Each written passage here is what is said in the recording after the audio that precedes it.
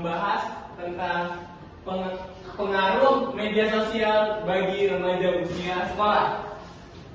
Sebelum itu, izinkan kami untuk memperkenalkan diri kami masing-masing.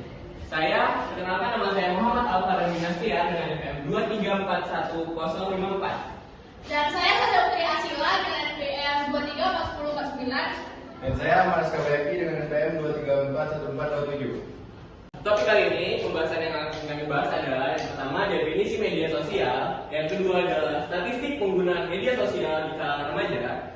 Dan yang ketiga ada manfaat media sosial. Yang keempat ada dampak positif media sosial. Yang kelima ada dampak negatif dari media sosial.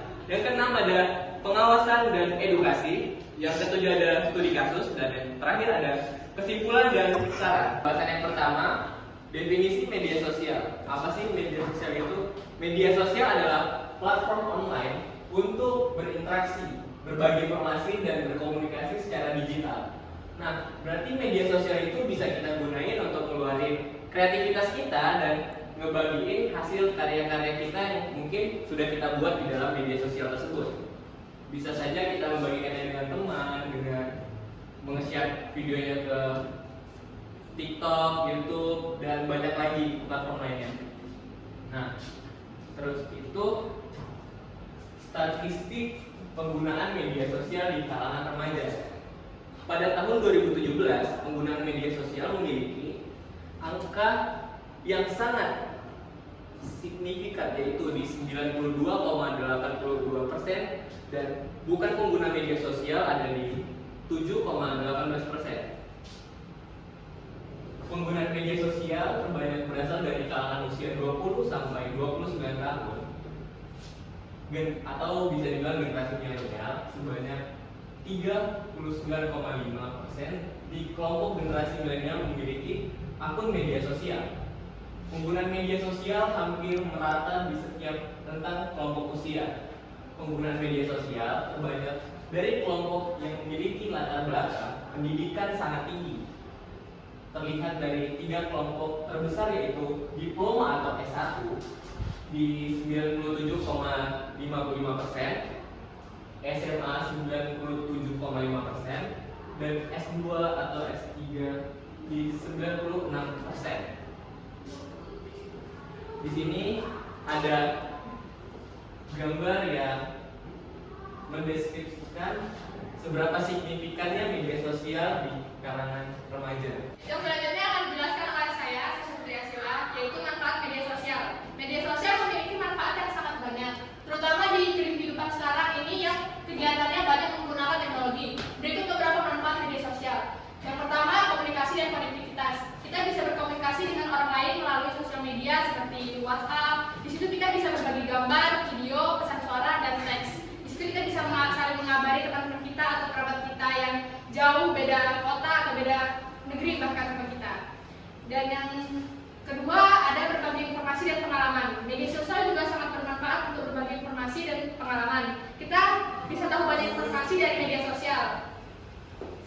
Contohnya, jika kita ingin pergi berliburan ke suatu tempat, pasti kita akan mencari tahu tentang tempat tersebut dan melihat review orang-orang tentang tempat tersebut.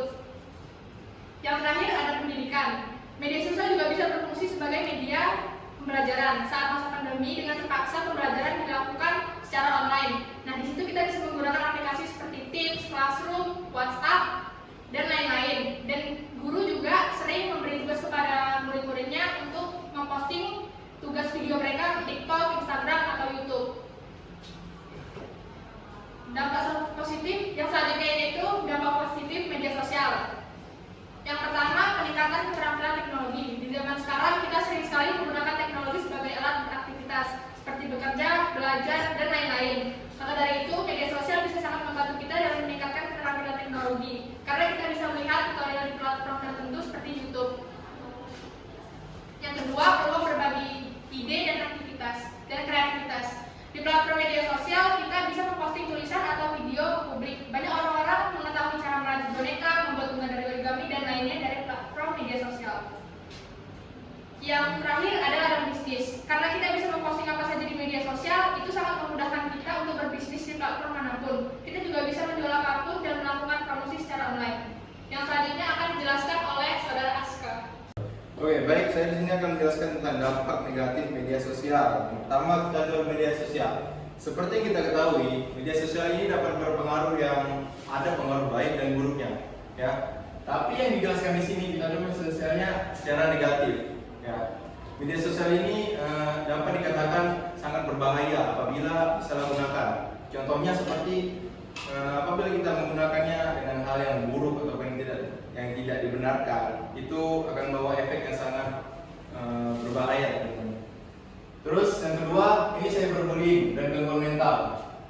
Mengapa ini termasuk dampak negatif? Ya karena banyak sekarang yang lagi viral orang yang bunuh diri, bahkan orang yang sampai frustasi sama yang namanya bullying. Ya itu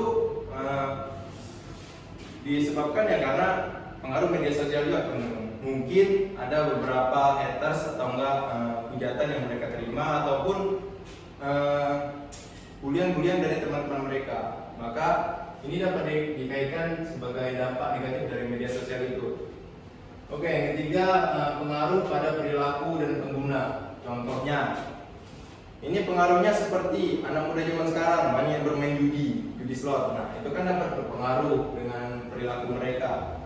Kalau orang yang sudah kecanduan dengan yang namanya judi ataupun yang hal-hal yang tidak benar di media sosial itu sangat terlihat, ya. Nah, mungkin itu saja dampak negatif dari media sosial yang saya singkatkan. Terus kita lanjut ke pengawasan dan edukasi. Di sini media sosial tidak hanya memiliki dampak positif, tetapi juga ada dampak negatifnya. Maka dari itu pengawasan orang tua sangatlah penting saat anak remaja sudah memiliki handphone sendiri. Seperti yang saya jelaskan tadi, ya.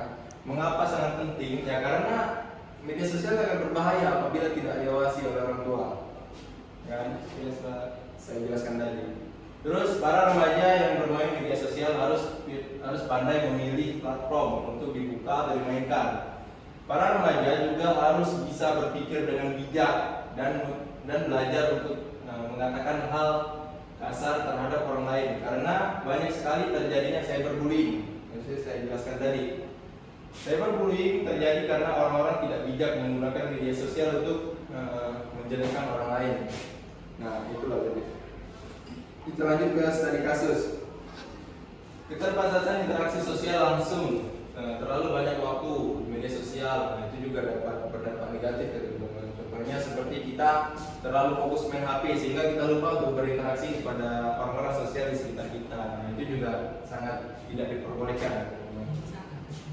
Terus ini dapat berdampak pada kemampuan mereka untuk berkomunikasi dan berinteraksi di dunia nyata. Terus peningkatan kecanduan di gadget. Banyak remaja menghabiskan banyak waktu di media sosial yang dapat menyebabkan kecanduan gadget. Mereka mungkin sulit untuk melepaskan diri dari ponsel atau komputer mereka yang berdampak negatif pada produktivitas dan kesehatan mental. Nah ini, apabila sudah terlalu kecanduan, apalagi kecanduannya dengan hal yang tidak benar yang didasarkan oleh media sosial. Nah ini salah satu dampak yang benar-benar dapat terlihat secara nyata. Terus lanjut ke kesimpulan dan saran. Dari itu kesimpulannya, dari banyaknya dampak yang sudah kami jelaskan, tentu saja dampak yang negatif bisa kita atasi. Beberapa cara mengatasi dampak negatif media sosial. Yang pertama, jadwalkan waktu khusus dalam sehari untuk memeriksa media sosial. Misalnya setelah pekerjaan atau sekolah selesai, ini akan membantu Anda menghindari pengecekan yang terus-menerus. Terus juga prioritaskan aktivitas lain, sisihkan waktu untuk aktivitas yang lebih bermanfaat lah ya. Yang lebih produktif dan lebih bermakna, seperti olahraga, membaca buku, atau mengejar hobi. Ini akan membantu menggeser perhatian dari media sosial, dan juga kita dapat lebih produktif lah tentunya. Terus gunakan aplikasi pengelola waktu. Ada aplikasi pengelola waktu yang dapat membantu Anda melacak beberapa lama dan menghabiskan di media sosial. Nah, ini juga sangat penting agar kita tidak terlalu berlama-lama di media sosial, agar kita dapat memberikan waktu kita untuk hal yang lebih bermanfaat lainnya. Nah, memberikan laporan harian atau mingguan. Sekian presentasi dari kelompok LGCOD. Jika masih banyak kekurangan mohon dimaafkan, karena kesempurnaan hanya milik Allah Subhanahu wa Ta'ala. Allah Akbar. Tenang, santai, santai. santai. Sekian dari saya, Muhammad Abadi Makhtiar. Amanas Kabayaki. Saya Putri Asila. Adios. Adios. Gracias. Syukron.